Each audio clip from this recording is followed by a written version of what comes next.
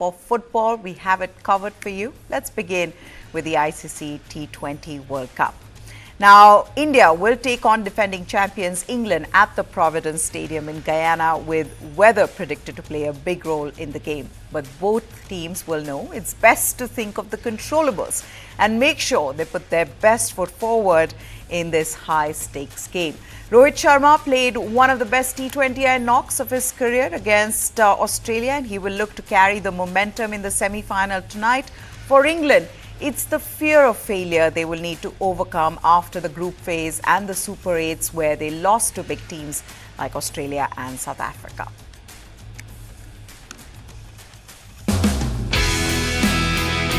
India take on defending champions England in the second semi-final of the ICC T20 World Cup. Rohit Sharma and his team will be determined to rewrite two factors from the past. First, their semi-final outing against England in the last edition of the tournament. And second, their poor track record in the knockout stages of the T20 World Cups over the past 1 decade. Since the 2014 T20 World Cup in Bangladesh, India have reached the knockout stage thrice, but failed to win the title. In 2014, India lost the final to Sri Lanka by 6 wickets at the Sher-e-Bangla Stadium in Dhaka. 2 years later, the Men in Blue were eliminated in the semi-finals by the eventual champions West Indies. 2 years ago in Adelaide, India's another good run in the T20 World Cup was curtailed by England with a 10-wicket drubbing. It was an absolute no contest when India played England in that semi-final. Alex Hales and skipper Jos Buttler had toyed with Indian bowlers at the Adelaide cricket ground during the spring season down under. And that 10-wicket thrashing would still be hurting this Indian team, since a majority of them were part of the 11 against England in that match. Only Virat Kohli and Hardik Pandya had delivered for India on the night. Jos Buttler had displayed a similar might with his bat while driving England to yet another 10-wicket win over USA in their last match before today's semi-final. England captain toyed with the US attack to slam an unbeaten 83 of just 38 deliveries with 6 fours and 7 sixes. However, against Arshdeep Singh and Jasprit Bumrah, it'll be a different challenge altogether for the Englishman. With 15 wickets from 6 matches, Arshdeep has been the second most successful bowler in the tournament. Bumrah, with his lethal deliveries, has snapped 11 wickets with an extraordinary economy of little over 4 to exhibit why he's considered the best pacers among his contemporaries. From India's perspective, a lot has changed between Adelaide 2022 and Georgetown 2024. India now is the team to beat in the ongoing competition. They've not lost a game on their way to the semis. Virat Kohli regaining his form is one thing India would want from the last World Cup, when he was the leading run-getter of the tournament. Kohli's name figures thrice in the list of the top 10 highest scores in T20 World Cups. But in the USA and the West Indies, he's managed just 66 runs from 6 matches. Defending champions England have not been as dominant and have had rain and other favourable results help them into the Final Four. They began with their rained-off match against Scotland in Barbados, which after a loss to Australia left them staring at elimination. England have only been good against the likes of Oman, Scotland and Namibia, but failed against the Aussies and the Proteas Challenge. In the Super 8 stage, they began with an 8-wicket win over host West Indies but fell short by 7 runs against South Africa, before beating the World Cup debutants USA by 10 wickets. Now they face a different Indian team than the one they thumped by 10 wickets in Adelaide in the 2022 semi-final, primarily because of the impact that Jasprit Bumrah and Kuldeep Yadav have had with the ball. The way Rohit batted in the last game against Australia, where he smashed 92 of 41 balls, including taking 29 runs of one Mitchell Starc over, has sent a strong warning to Buttler's team. England have an undercooked middle order, which is where the Indian spinners will be vital. Kuldeep Yadav has been playing with batters' minds, and his 4 overs in the event of a complete uninterrupted innings can be a game-changer for India.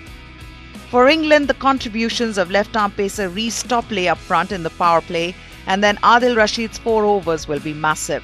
But the defending champions will hope desperately that Jofra Archer delivers in today's must-win match. Matchups aside, it could be that rain has the final word in Guyana tonight, because there is a warning for thunder showers changing to heavy showers by late morning. The probability of rain has increased to 90% from 88% yesterday, and for thunderstorm from 18% to 21% for today. The second semi-final does not have a reserve day, although an additional 250 minutes are available to try and get the match done on the same day. If the match is not completed, India will go through to the final by virtue of topping their Super 8 group. In the other semi-final, South Africa have smashed Afghanistan by 9 wickets to storm into the first Men's World Cup final. The Proteas had lost all 7 of their previous World Cup semi-finals in the ODI and the T20 formats combined, but after rolling over Afghanistan for just 56 runs and then chasing their target inside 9 overs, Aiden Markram's team has put itself 1 win away from a first World Cup trophy, which has prompted cricket fans around the world to wonder whether the curse has finally been lifted. So dominant was the Proteas' bowling attack on a difficult pitch in Trinidad that Afghanistan were bowled out with just 56 in 11.5 overs, thus setting up an 8th win in a row in the tournament for the Saffers. Only one batter, Azmatullah Omarzai, with 10, made it to double figures, and the highest contribution to Afghanistan's lowest T20I total ever were 13 extras on a tough track, offering extreme bounce and plenty of seam movement. Left-arm pacer Marco Jansen took 3 wickets up front, including the vital scalps of the tournament's leading run-getter Rahmanullah Gurbaz for a duck in the first over, while Kagiso Rabada clean bowled Ibrahim Zadran and Mohammad Abi in his opening over to trigger Afghanistan's collapse to 23 for 5 after 5 overs. That became 28 for 6 when Anrik Nokia collected the first of his 2 wickets, that of Omarzai, before spinner Tabriz Shamshi ran through the lower order with 3 wickets for 6 runs in the space of 11 deliveries. Jansen was voted player of the match for taking 3 for 16. Nokia claimed 2 for 7, and Rabada had the figures of 2 for 14 from 3 overs to make a mockery of Afghanistan skipper Rashid Khan's decision to bat. Chasing was not easy as deliveries kept spitting up off treacherous surface, as well as keeping low, but South Africa completed their target of 57 in 8.5 overs, with Reza Hendricks finding form with 29 not out of 25 balls, including the winning boundary of Omarzai, while skipper Markram made 23 of 21 balls in an unbeaten partnership of 55 of 43 balls. Quinton de Kock was the only wicket to fall for 5 to make Afghanistan pacer Fazal Faruqi the most successful bowler in a single T20 World Cup. After which Rashid failed to appeal for a caught behind when Markram was new to the crease, but how effective that dismissal would have been is pure conjecture because the target in front of the Proteas was very small. Markram's team will now aim to become the first South African side to win the T20 World Cup after sailing into the final unbeaten, with one of England and India to join them following tonight's semi-final in Guyana. And the South African captain praised his bowlers for their match-winning performance. He said, and I quote, "We were fortunate to have lost the toss, I guess. We also would have batted, so we got a bit of luck with regards to that. But the bowlers still had to get it in the right areas. They got enough balls in the right areas and made life really difficult for the Afghanistan batters. So credit to them. They've been incredible throughout this whole competition for us. They've kept things really simple and sort of assessed conditions and adapted their plans accordingly. And they've been incredible for us so far."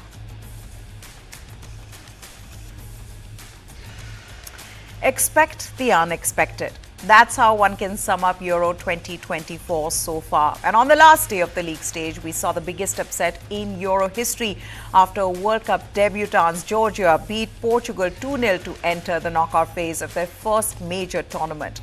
The win, albeit against a largely second-string Portugal, who had already made it into the next round, represented the greatest result for Georgia since the country gained independence from the Soviet Union in 1991. In front of tens of thousands of raucous Georgia fans, the win also came as the biggest shock based on rankings, which put the team rated 74th in the world against Cristiano Ronaldo's Portugal, who were ranked 6th and were the Euro champions in 2016.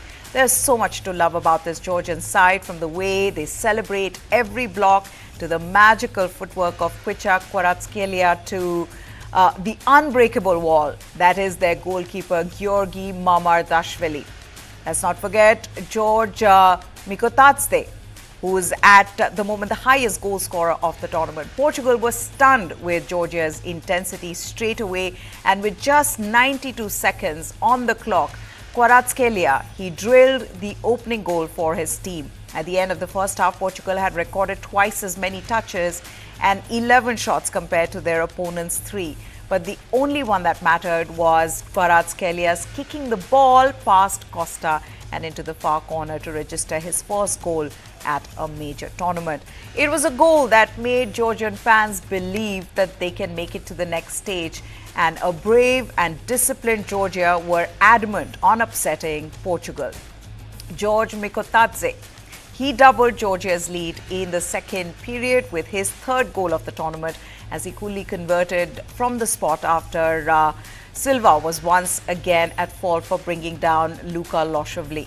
While Georgia created history, Cristiano Ronaldo fans will have to wait for a goal from the 39-year-old in this tournament. Ronaldo started for Portugal, but more than his game, it was him losing his cool on 4 different occasions that was the highlight of his 66-minute stay on the pitch. He'd been booked after just 28 minutes for his protests after a penalty appeal was ignored, and was perhaps lucky not to receive a second as he continued his arguments. He also expressed his frustration at halftime as the players left the pitch and argued against a decision to book Pedro Neto for simulation. Then, when he was withdrawn by Martinez after 66 minutes, he didn't take the substitution well as he lashed out, kicking the turf as he made his way to his seat. Now, questions have been raised over whether he could still compete at the highest level on the back of a season and a half in Saudi Arabia, where he remains without a major trophy with Al Nassr. But Georgia, it was a night of celebration for this wonderful team, having come a disappointing fourth in their qualifiers. Georgia had to take a rather circuitous route to Germany, first by winning their group in the less glamorous way, by winning the Euro Nations tournament and then defeating Greece in a playoff. But there was nothing that was undeserved about the way their coach Willy Sagnol, the former Bayern Munich and France defender, and his side claimed a third place finish in the tournament's Group F and set up their last 16 meeting with 3-time Euro winners Spain. Georgia's win also means that England will line up against Slovakia, Romania take on Netherlands, and Portugal face Slovenia in the round of 16. Hungary, who had been in contention for a spot in the next round, were edged out. You know, when you're the small team of the competition, I mean, in brackets, when you're the small team, you know you have nothing to lose.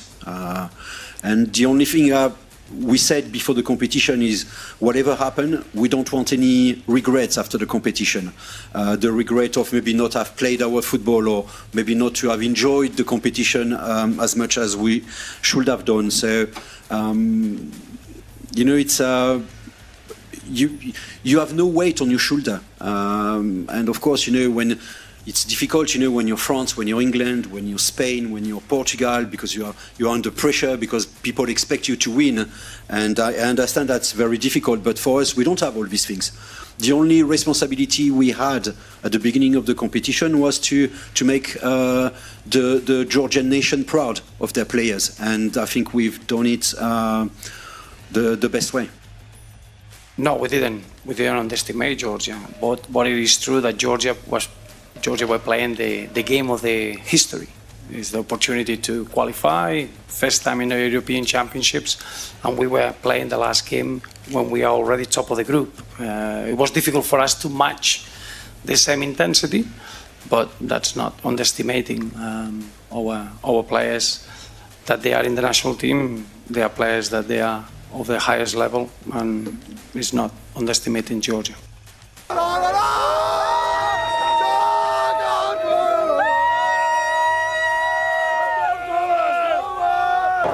What should I say? I have no words. I can just scream if you want. We are just happy, and we just want to enjoy it. We don't believe this because I'm still dreaming. Yeah. Because it's first time. I'm sorry I lost my voice.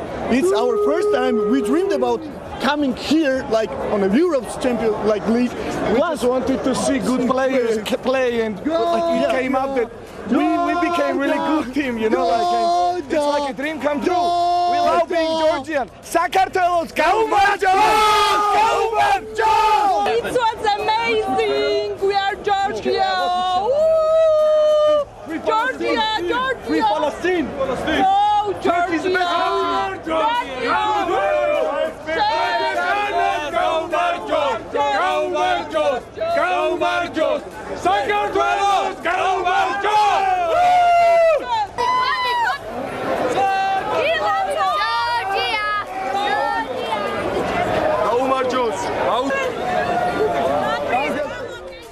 What a story and what a journey for Georgia. Moving on, Belgium played out a nervy scoreless draw with Ukraine on Wednesday to eventually wrap up a second place in Group E and set up a last 16 tie with France, with the Ukrainians eliminated on goal difference, finishing bottom of the group behind Slovakia. Belgium coach Domenico Tedesco admitted his team needed to score, but he was still angry about the pre-match organization. Tedesco blamed the police and the organizers for the Belgium team arriving late at the stadium in Stuttgart and not having proper preparation time. He also complained about laser pointers from the grandstands irritating players. Romania finished as group winners after they drew with Slovakia 1-1 in the other match. All teams finished on 4 points, but Romania pushed the Belgians into second on goals scored. Slovakia finished above Ukraine on goal difference to advance as one of the 4 best third place finishers. The circumstance as we arrived here, or how we arrived here at the stadium, I never saw this before. We took from our hotel around 1 hour with the police escort, no blue light. The road was completely free. They slowed down 20-25 kilometers per hour. Every red traffic light we stopped. At the end, I had a speech of 2 minutes. Nothing. Warm up, we had to reduce. For me, it's unbelievable. It's really unbelievable. So it was an important game. It was a tough one. We had a bad preparation on this. This is the truth. But for the rest, yeah, we can score earlier, we can score more, and then many things are easier. But I'm proud of my team. You know, they did well. At the end, it's not easy, because if you concede 1 goal, you are out. I think this is very important for us to be represented here, and unfortunately, we didn't do well first game. But this is like in life. You make some mistakes, and then it's very important how you react. I think we reacted well, and unfortunately, even with 4 points, we are not going through. But if we're talking about today, I think I'm very proud for the players. I think everybody is in Ukraine unhappy with the score, but I think it's no questions for the players.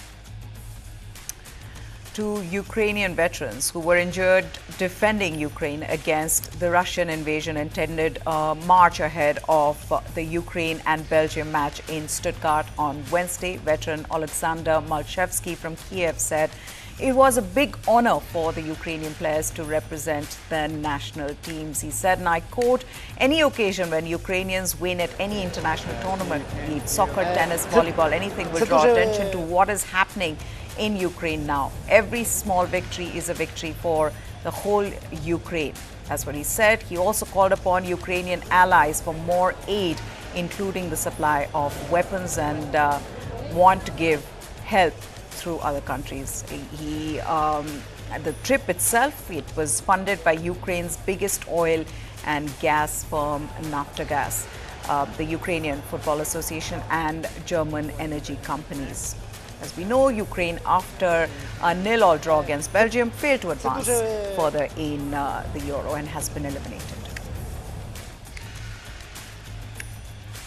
Turkey overcame stiff resistance from 10-man Czech Republic in a 2-1 win on Wednesday, with goals from Hakan Çalhanoğlu and Cenk Tosun to set up a Euro 2024 last 16 clash with Austria and send their opponents home. The Czechs, quarterfinalists at the last tournament, needed victory to stand any chance of advancing, but the 20th minute dismissal of midfielder Antonin Barak for a harsh second yellow card hit them hard.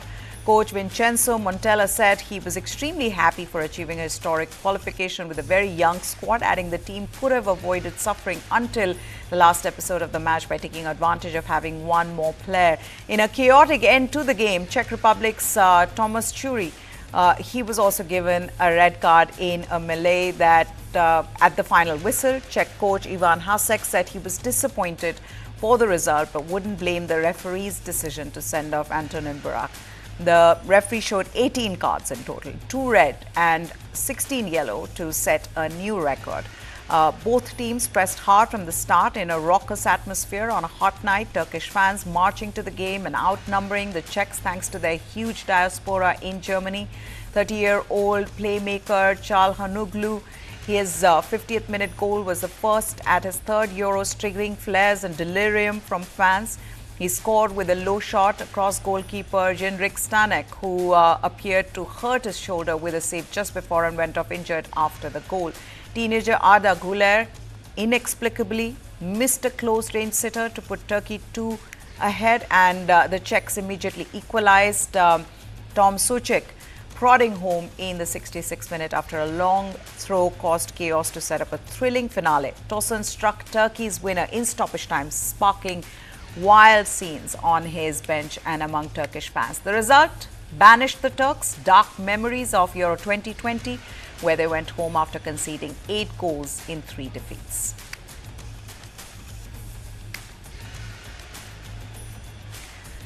Denmark coach Kasper Hjulmand was on the edge of his seat for much of the second half of his side's scoreless draw with Serbia on Tuesday. But after booking a last 16 berth against host Germany at Euro 2024, he expects his side to step up their performance level. The Danes endured a nervy climax against Serbia but held on to qualify in second place in Group C with 3 points, 2 fewer than group winners England, who were also held to a scoreless draw by Slovenia. Denmark drew all 3 of their group games, and on Saturday in Dortmund they will face a German team full of confidence after topping Group A on 7 points and with 2 extra days of rest over their next opponents.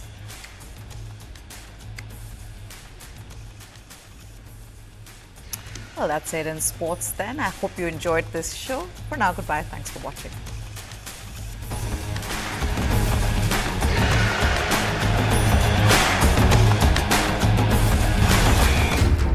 How do you fulfill that promise? Because ultimately expectations have to be met. If you look at the political landscape, is it really changing for women? And what is the inability of the forces that dead bodies surface but not the living people?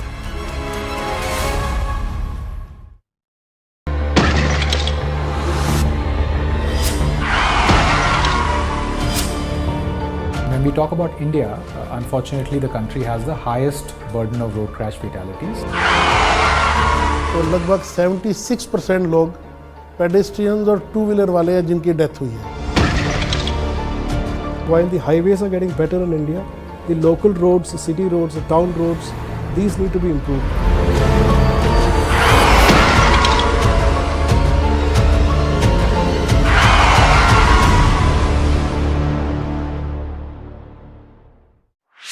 This and more. Streaming on News 9 Plus.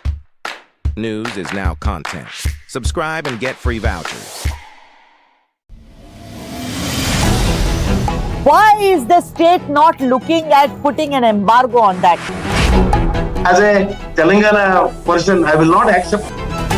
How do ordinary folks deal with this?